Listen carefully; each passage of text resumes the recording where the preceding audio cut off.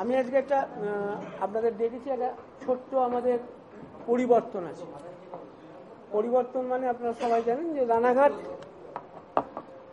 লোকসভা কেন্দ্র থেকে আমরা ডক্টর সৌগত কুমার বর্মনের নাম ঘোষণা করেছিলাম,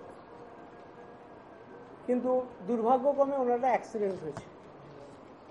অ্যাক্সিডেন্ট হয় ওনার হাড় ভেঙে গেছে গলার, এবং ডাক্তাররা বলেছেন যে 8 উইকস উনি কোনোভাবেই চলাফেরা করতে পারবেন না।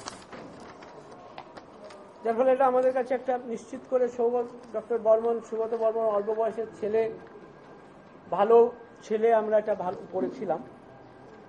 তাই রানাঘাট লোকসভা কেন্দ্রের সংরক্ষিত আসনে আমাদের একটা ছোট্ট পরিবর্তন করতে হয়েছে।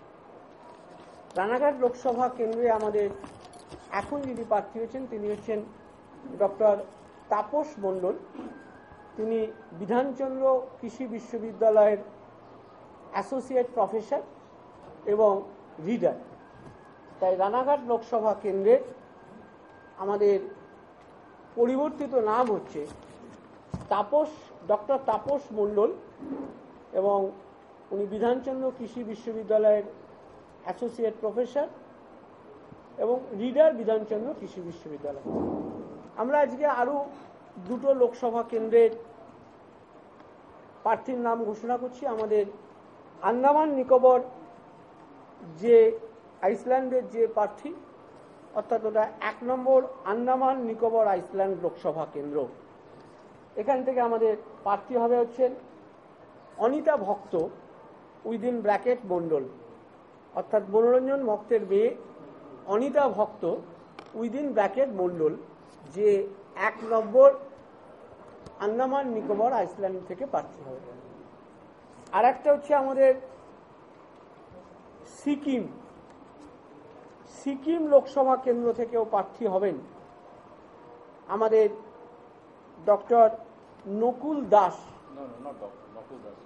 দাস। সিকিম ডেমোক্রেটিক ফ্রন্টের প্রার্থী হিসেবে জিতেছিলেন নকুল দাস, উনি আমাদের দলের হয়ে প্রার্থী হয়েছেন। এবং ওই মিস্টার গোলে, যারা সিকিম ক্রান্তিকারী মোর্চা আছেন তাদের সাথে আমাদের কথাবার্তা চলছে। খুব সম্ভবত সিকিম ক্রান্তিকারী মোর্চা এই লোকসভা নির্বাচনে আমাদের সমর্থন করবে। এটা প্রাথমিক স্তরে রয়েছেন।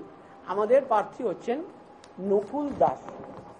এছাড়াও আমাদের একটা ছোট্ট পরিবর্তন হয়েছে।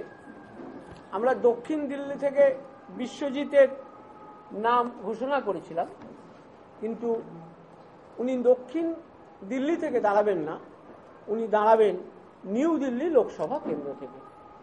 এই দুটো পরিবর্তন হয়েছে এবং দুটি নাম আজকে আমরা আরো ঘোষণা করলাম।